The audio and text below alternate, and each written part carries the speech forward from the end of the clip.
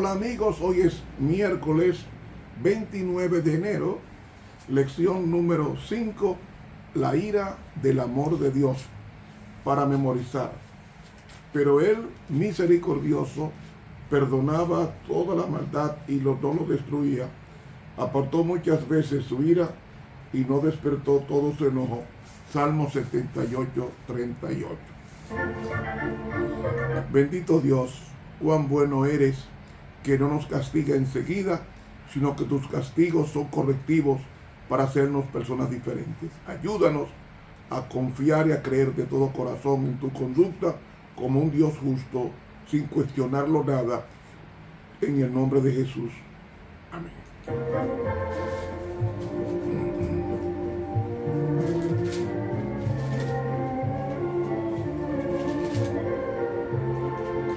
Para hoy miércoles 29, Dios no se complace en afligir.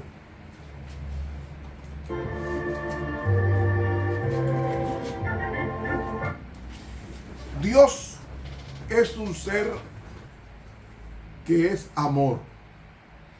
Como es amor, y dice Primera de Corintios 13, el amor es sufrido, y luego dice, todo lo soporta, todo lo cree. Y el amor nunca deja de ser. No habrá un momento en que Dios no sea paciente.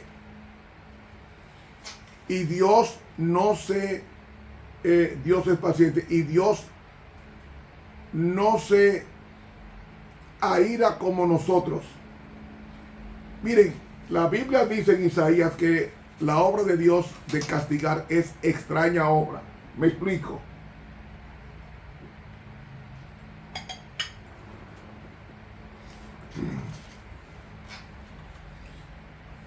Cuando Dios usa la palabra ira, no debemos entenderla en términos humanos, porque Dios no se aira con el ser humano. Él se aira con el pecado que Él no creó. Son términos humanos que Dios hace para hacerse entender a la humanidad. Pero la ira de Dios no es más que justa indignación hacia aquella cosa que nos hace daño, hacia aquella cosa que nos perjudica. Y el problema es que Dios no se complace en hacer castigar al otro, porque dice el profeta Isaías, no quiero la muerte del impío, sino que se torne a mí y viva. Dios no se complace en ver a la gente sufrir. Por eso que enseñamos que la doctrina del infierno es una calumnia vulgar a Dios. ¿Cómo Dios se va a complacer en ver gente quemándose en un lugar de tormento? Esto es imposible. Que Dios a los buenos lleve al cielo y a los malos los lleve a un lugar de tormento eterno. Pero ¿cómo podemos juzgar a Dios así? Si esa persona vivió 50 años y cometió errores y pecados, esa persona merece un castigo de 50 años, no de eternidad de castigo. Están poniendo a Dios como un ser injusto. Ahora, si como Dios no se complace en el mal del otro, no puede existir un infierno de fuego eterno. No existe. Hay una parábola del rico y Lázaro que Jesús pone como ilustración para decir a la persona que solamente hay una oportunidad, es esta vida. Después que uno muere, ya se selló el carácter de la persona. ¿Usted me está entendiendo? Y la persona pasa a descansar hasta el día del juicio final, sea persona buena o persona mala. Entonces la doctrina de que hay un infierno aniquilando, destruyendo a la gente por la eternidad es una doctrina de injusticia. Y la lección de hoy dice que Dios no se complace en afligir. ¿Cómo va a ser Dios cantándole en el cielo a los ángeles y sin embargo hay millones de personas cogiendo fuego en el infierno? Es una calumnia. la persona, sea buena o sea mala, cuando muere, ni va al cielo ni va al infierno. Y la Biblia lo dice. Y la Biblia lo dice. La Biblia dice bien claro en Eclesiastés 9, 5 y 6, porque los que viven saben que han de morir, mas los muertos nada saben. ¿De dónde ha surgido esa doctrina? Ese es otro estudio. Pero el infierno, como se ha enseñado por siglos, no existe. La Biblia dice, porque los que viven saben que han de morir, mas los muertos nada saben. Su amor, su odio, su envidia, fenecieron ya. No toman más parte de lo que se hace bajo del sol.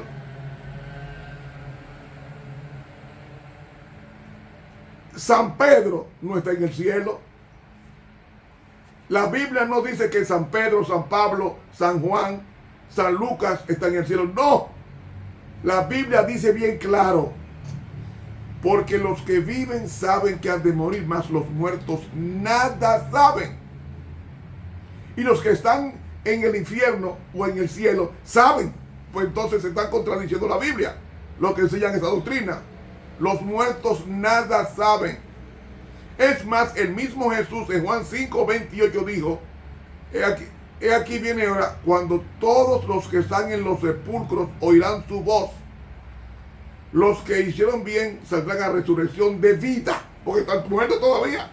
Y los que hicieron el mal a resurrección de condenación. O sea, la condenación es cuando Cristo venga, no cuando la persona muere. Los muertos buenos y malos están descansando en sus tumbas hasta la mañana gloriosa, cuando Cristo los llame, uno para vida eterna y otro para vergüenza y confusión perpetua. ¿Por qué? Porque Dios no se complace en afligir.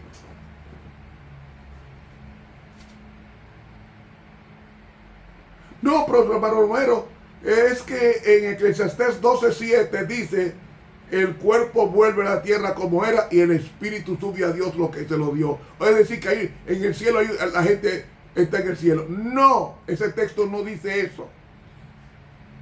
El cuerpo, cuando la persona muere, el cuerpo vuelve a lo que era. ¿Qué era? Tierra. Y el espíritu sube a Dios que lo dio. ¿Qué es lo que sube? No es el espíritu. Lo que sube es el carácter de la persona. ¿Qué es lo que sube? El préstamo. ¿Qué te prestó Dios? La vida. Pues la vida, como fue prestada, ahora tú se la devuelves al dueño. Pero es la vida, no la persona, la que sube al cielo. Es la vida que fue el préstamo de Dios por 30, 50, 100 años.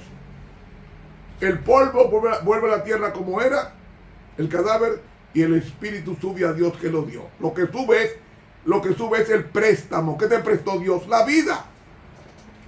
No sube la persona. ¿Me hago entender? Entonces, la doctrina de que el alma se está quemando en el infierno no existe en la Biblia. Porque reitero, los que viven saben que han de morir, mas los muertos nada saben, dice Eclesiastés 9:5 en la Biblia. Ahora, si como los muertos nada saben, Jesús dijo en Juan 11 que la muerte es un sueño, como un sueño. Pregunto, ¿qué es un sueño? ¿Cómo yo sé que yo estaba durmiendo? ¿Cómo yo lo sé? Cuando despierto.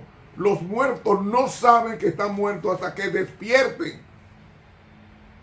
¿Me está dando a entender? Entonces, Dios no puede mandar al malo al infierno a coger fuego eterno cuando la Biblia dice que Dios no se complace en ver a otros sufrir.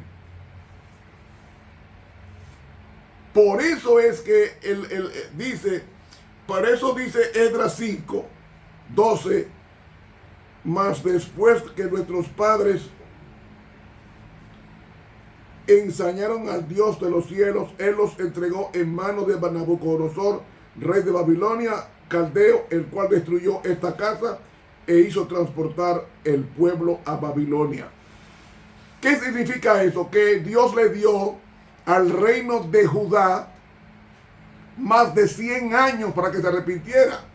No se arrepintieron, entonces lo mandó de cautiverio. Lo dijo, bueno, me explico cómo es que hace Dios. Mira, Dios está en su iglesia. La iglesia hace lo malo, o su nación hace lo malo. Dios manda profetas, le dice, no dejen ese mal camino, vuélvanse a Dios.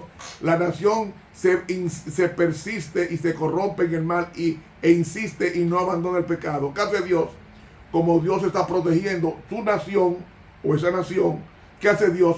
Se retira y deja entonces a que el enemigo, a quienes ellos sirven, que es el diablo, les dé la retribución.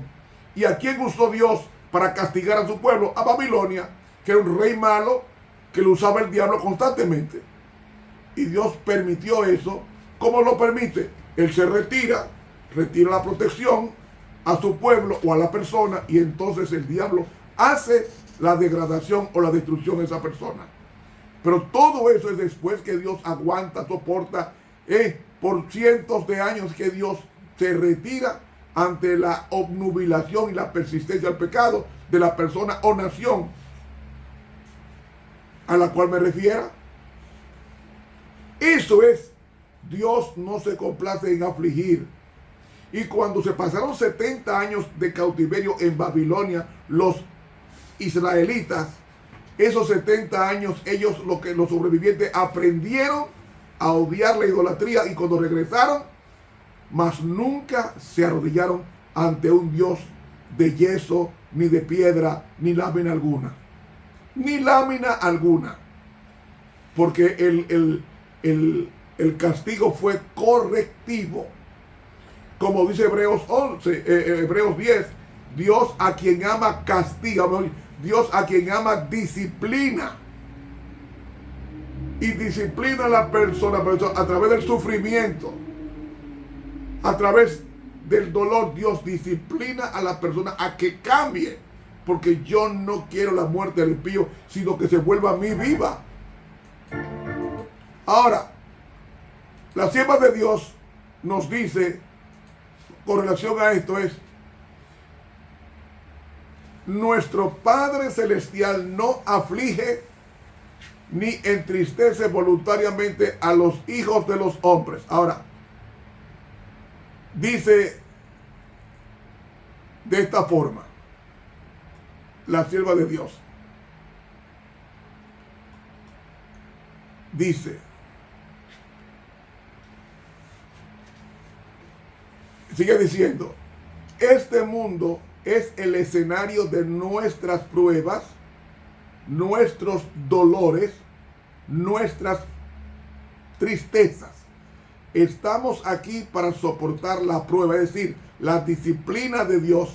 Y entonces dice, el fuego del horno debe avivarse hasta que nuestra escoria sea consumida y salgamos como oro purificado en el horno de la aflicción.